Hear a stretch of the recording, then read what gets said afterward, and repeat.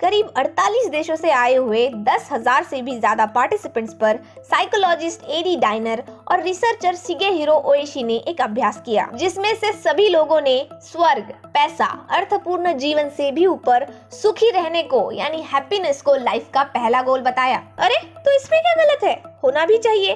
पर अगर मैं आपको बताऊं ऐसे दो रिसर्चर्स, लेखक और अभ्यासकों के बारे में जिनकी जॉब ही है दुनिया भर के लोगों से मिलकर हैप्पीनेस पर रिसर्च करना, 2 दशकों से भी ऊपर इस जिम्मेदारी को अच्छे से निभाते आ रहे हमारी आज की पुस्तक the upside of your dark side के लेखक टॉड कैशडेन और रॉबर्ट बिस्वास डाइनर कहते हैं, आज का जमाना हैप्पीनेस मार्केटिंग कल्चर या हैप्पीनेस बिजनेस से ऐसा भर दिया गया है कि जिसकी वजह से ही लोग दुख की खाई में और ढकेलते जा रहे हैं। वो कैसे?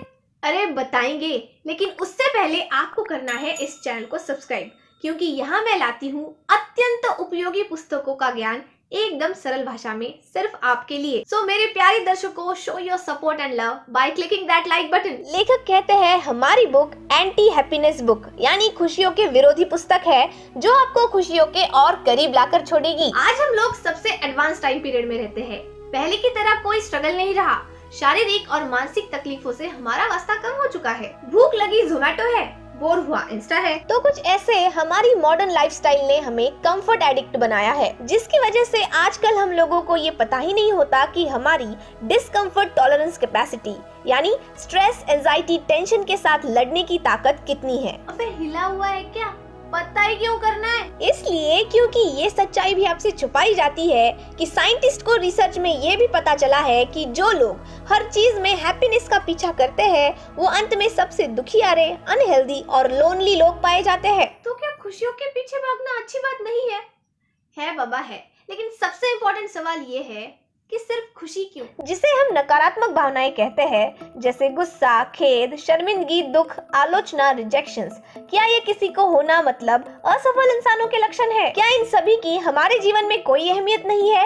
ऐसे सवालों का जवाब ही हमारी आज की ये पुस्तक देती है। लेखकों ने ये जाना है कि इंसानों में इमोशनल टाइम ट्रैवल एरर होता है। हर इंसान किसी भी नई चीज को सबसे पहले जब देखता है तो उस चीज को पाने पर या किसी बात की पूर्ति होने पर वो आगे कितना खुश या दुखी होगा इसका अनुमान वो पहले ही लगाता है। पर गलती यहाँ होती है कि इंसान सकारात्मक चीजों में खुद की भावनिक ताकत को ओवर एस्टिमेट करता है और नकारात्मक चीजों में अंडर एस्टिमेट करता है। We people are horrible at guessing how happy we will feel in the future.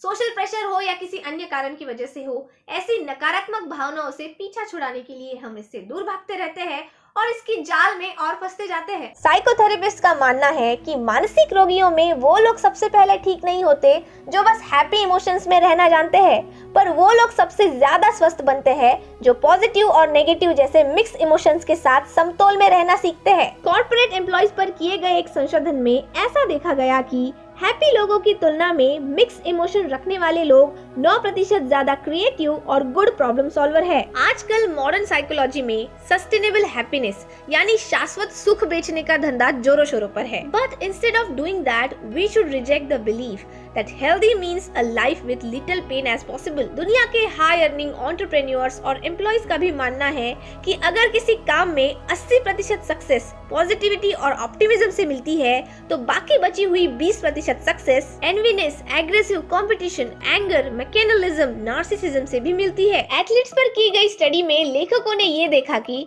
एक खिलाड़ी को स्पर्धा पर विजय पाने के लिए 3 फेजेस से गुजरना पड़ता है। First phase focus, second phase deep self reflection and third and most important phase aggressive bursting primal energy की। लेखक आगे बताते हैं कि गुस्सा यानी क्या होता है।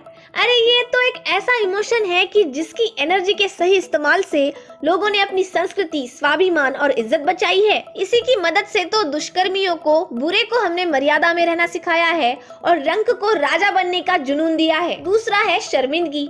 ये एक ऐसा इमोशन है जो आपको समझाता है कि आपने गलती से लाइन क्रॉस कर दी है, इससे भी बड़ी मिस्टेक हो सकती थी, पर यही सही वक्त है संभलने का। तीसरा है खेद, रिग्रेट। ये थोड़ा इंटेंस इमोशन है जिसमें हम खुद को ही दोषी ठहराते हैं। जहां दुगनी जिम्मेदारी लेकर बिगड़े हुए मोरल कोड को सही करने का काम हम पर होता है।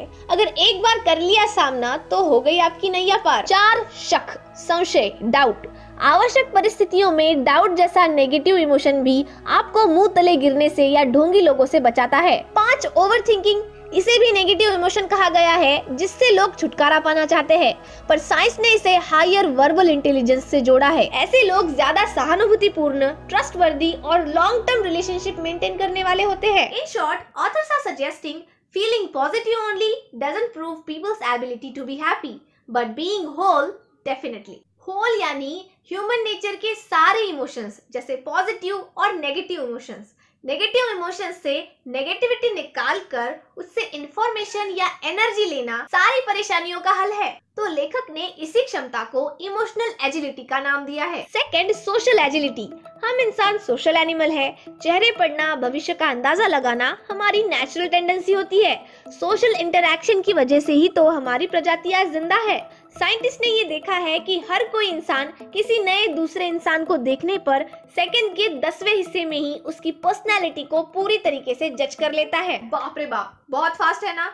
पर चौंकाने वाली बात तो ये है कि 70% केसेस में ये ब्रेन स्पेक्यूलेशन सही होता है। एक परिस्थिति को दूसरी परिस्थिति से अलग करके देखने की ताकत को, समझ को ही सोशल एजिलिटी कहते हैं। फॉर एग्जाम्पल कंसिडर, आपको आपके बॉस पर बहुत गुस्सा आया या फिर आपके पिताजी पर अत्यंत क्रोध आया, तो ऑफिस टेबल तोड़कर आप नहीं जा सकते और ना ही आपके पिताजी को घर से बाहर निकाल सकते हो, which is of course absolutely nonsensical। ऐसी परिस्थितियों में लेखक कहते हैं कि आपको आपके दिमाग में अपने इमोशन को एक नाम देना है। जैसे मुझे एक्सट्रीम गुस्सा आया तो नाम होगा फ्यूरियस। 10 में से कितने लेवल का गुस्सा आया इसके लिए नंबर दीजिए। For example 8। अब मेरी ये पर्सनल ट्रिक है कि आप उस नंबर को काउंट डाउन कर सकते हो, जैसे 8, 7, 6, 5, 3, 2, 1। ये इसलिए है क्योंकि भावनिक अवस्था में आपके दिमाग का एमिगडाला नाम का पार्ट एक्टिवेट होता है जो किसी भी इमोशन को लॉन्ग टर्म कैरी कर सकता है। तो counting, logical decision making, rational thinking brain के आगे वाले पार्ट प्रीफ्रंटल कॉर्टेक्स का होता है। जब हम गुस्से को नाम, नंबर और काउंट डाउन करके ब्रेन का अटेंशन एमिगडाला से प्रीफ्रंटल कॉर्टेक्स पर लाते हैं, जिसे अच्छे बुरे की समझ है, हम भावनिक आवेश में गलत कदम उठाने से बच जाते हैं। Scientists have discovered that when we experience moderate amount of stress, it activates amygdala.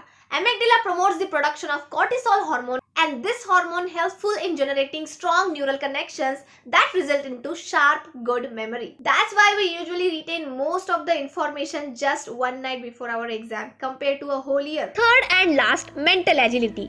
लेखक कहते हैं कि पॉजिटिविटी के साथ साथ माइंडफुलनेस का बिजनेस भी आज अच्छा खासा चल रहा है। Mindfulness means focused, living in the present moment, not judging, gently observing। तो एक आम इंसान के लिए हर वक्त 100% माइंडफुल रहना असंभव है। वो तो शुक्र मानिए हमारे ब्रेन की ऑटो पायलट ऑटोमेटिक थिंकिंग का, जो हमारे अटेंशन के बिना भी बहुत सारे काम कर लेती है। और ये बहुत जरूरी भी है क्योंकि हमारे कॉन्शियस माइंड की एक साथ अनेक काम करने की क्षमता लिमिटेड होती है। तो कभी कभी इस कॉन्शियस ब्रेन की प्रोसेसिंग पावर बढ़ाने के लिए माइंडफुल के अपोजिट माइंडलेस होना भी कोई बुरी बात नहीं होती। मिस्टर कैबॉट-जिन एंड डैंडिसन ने बायोटेक कंपनी के कुछ एम्प्लॉइज पर एक एक्सपेरिमेंट किया, जिसमें उन्होंने पहले उनको बुखार देने वाले वायरस से एक्सपोज किया और बाद में 8 हफ्तों के लिए माइंडफुलनेस का कोर्स करवाया। इसमें ये देखा गया कि एम्प्लॉइज की वायरस से लड़ने की ताकत रिमार्केबली बढ़ गई है। और तो और लेफ्ट साइड के एंटीरियर प्रीफ्रंटल कॉर्टेक्स एरिया में 400% एक्टिविटी बढ़ गई है। तो दोस्तों, इसमें कोई डाउट नहीं है कि mindfulness practice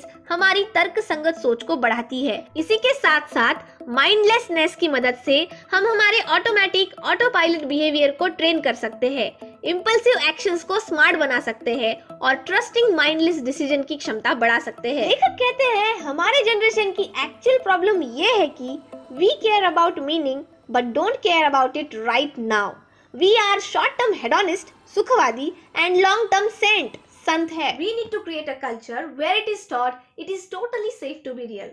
Sometimes it's better to feel other than the happiness. We just don't want happy people but whole people. Pleasure plus growth plus sacrifice equal to wholeness. Being whole is about being open to all emotions of human nature.